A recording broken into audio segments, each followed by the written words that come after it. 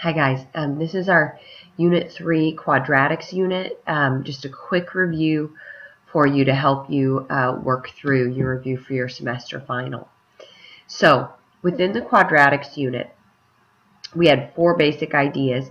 We had vertex form of a quadratic function. Remember, what makes this quadratic is the squared. Okay, the highest degree is a square. And that's true for both vertex form and for standard form of a quadratic function. Each of these make a parabola. They just are written in different ways.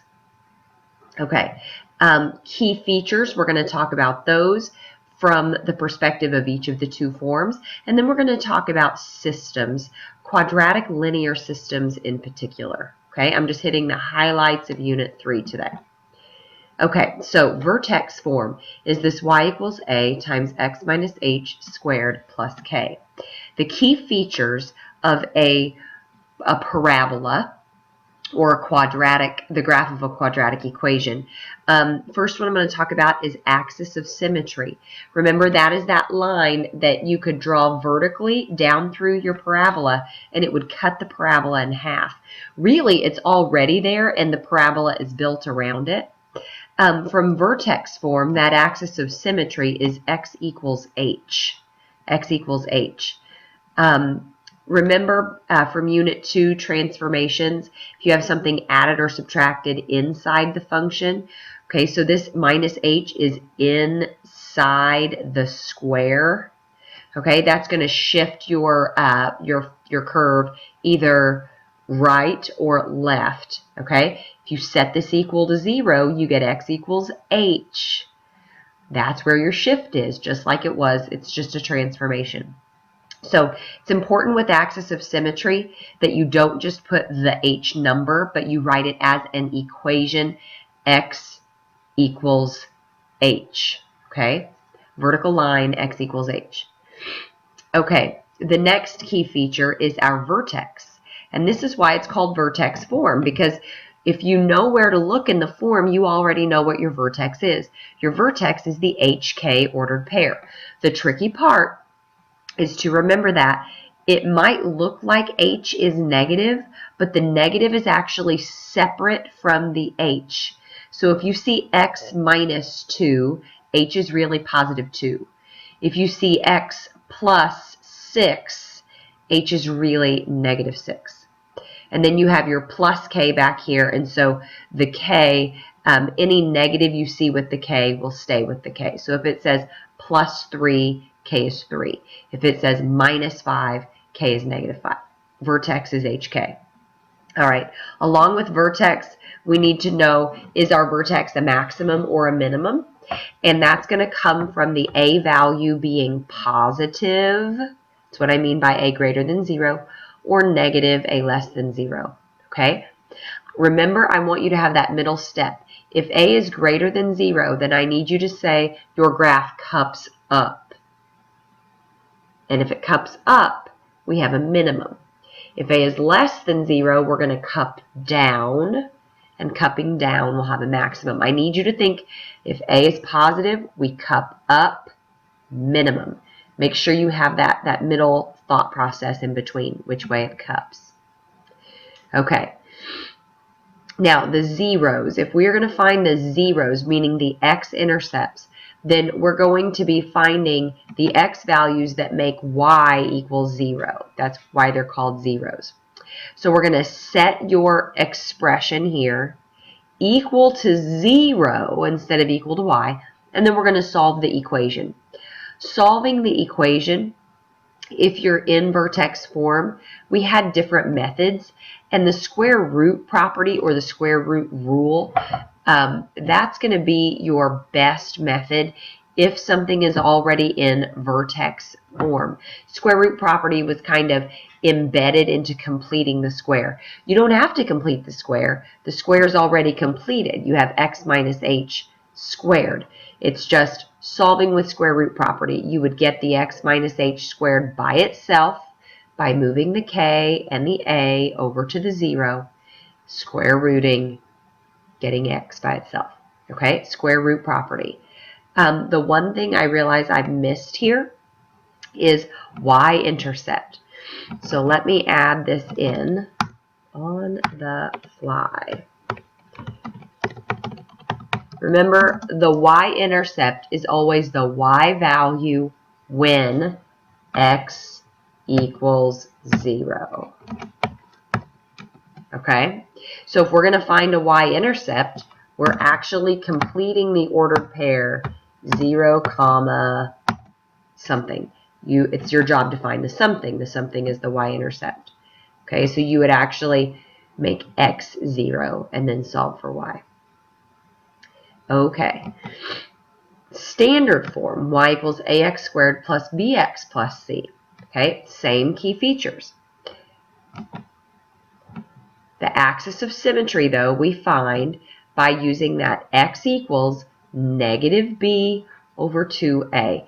Make sure when you do this in your calculator that you do 2a and then do negative b divided by that answer. To find the vertex, this is important, this x equals negative b over 2a, because this value is the x in your vertex, just like it was back with vertex form. And then to find the y, you actually have to substitute. So you're going to take this value here, you're going to substitute it back into your equation, and you're going to get the y that goes with it. Okay, so the vertex, finding the vertex for standard form is more complicated than vertex form. Vertex form is really simple to find the vertex. That's why it's called vertex form. For the zeros, still we're going to set this equal to 0 and solve, meaning make your y equal 0. Our solving methods, remember our number one solving method is factoring. Our second would be quadratic formula, because sometimes factoring just doesn't work. So quadratic formula, if factoring doesn't work, then quadratic formula always works. Completing the square also always works. We just don't use that very often to solve. We use it more often to convert an equation from standard form into vertex form, into this. Okay, that's when we use completing the square more often. The other thing I need to say again is with vertex, you still have to answer the question, is it a max or a min? And it's the same test. Is the A positive or negative? If the A is positive, cup up. If the A is negative, cup down. And then from the cup, say if it cups up, I have a minimum. If it cups down, I have a maximum. Y-intercept again, make the x equal 0. And if you make the x's equal 0, you'll have 0 plus 0 plus c. In standard form, it's the y-intercept that's easy to find. The c is always the y-intercept in standard form. To finish my thoughts down here with completing the square, for completing the square, the A must always be 1. Remember, if it isn't, we either divide everything. If we're finding the zeros and we have it set equal to 0, we can divide everything by that value, by the A value, or we factor it out. But A has to be 1, and then from there, we find what completes the square by doing that B divided by 2 squared. Make sure that if you add the value on maybe the right side, that you balance it by adding it to the left side as well. And always watch out with quadratic formula and completing the square for imaginary solutions. Remember, that happens when you're taking the square root of a negative. Imaginary solutions do not show up on the x-axis. Okay, they're not visible zeros. Okay. Now, on to quadratic linear systems. First of all, what do these solutions represent?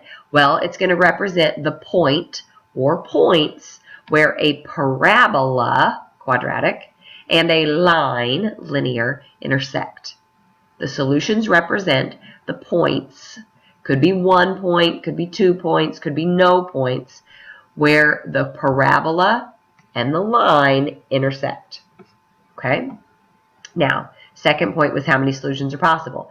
Well, you could have your line cut through the parabola, maximum of 2 times. It could skim along the side, meaning touching it once, or they could just be separate and they would never touch at all, so that'd be 0 solutions.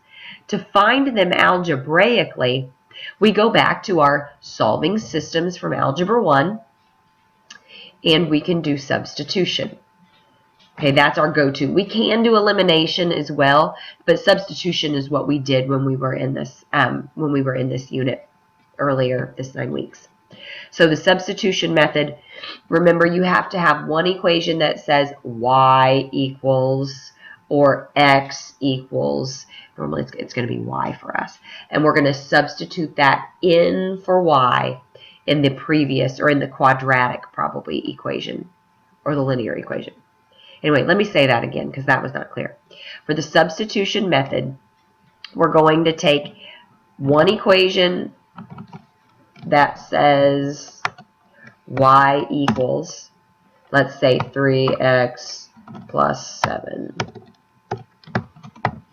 And maybe we have another equation that says y equals, I'm just going to say x squared.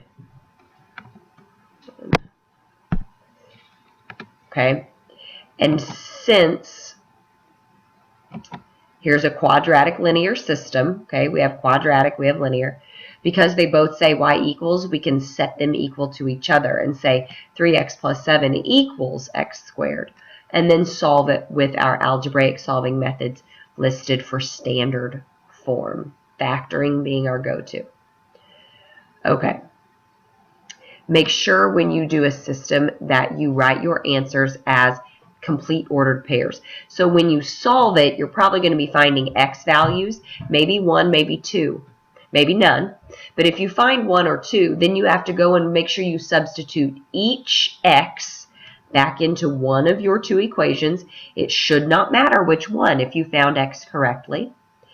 And then that will give you your y to complete the ordered pair. All right. And that is all for Unit 3. So you should have your Unit 3 blank test and the key that's stapled with it so that you can rework some of these problems. Again, I really hope that I can be at school tomorrow so that I can answer any of your questions and we can talk about Unit 4. I will be making a really short Unit 1 tutorial today so that you can look back at that from what you were doing yesterday if you need to. And if I'm not there tomorrow, I'll definitely be making a Unit 4 tutorial.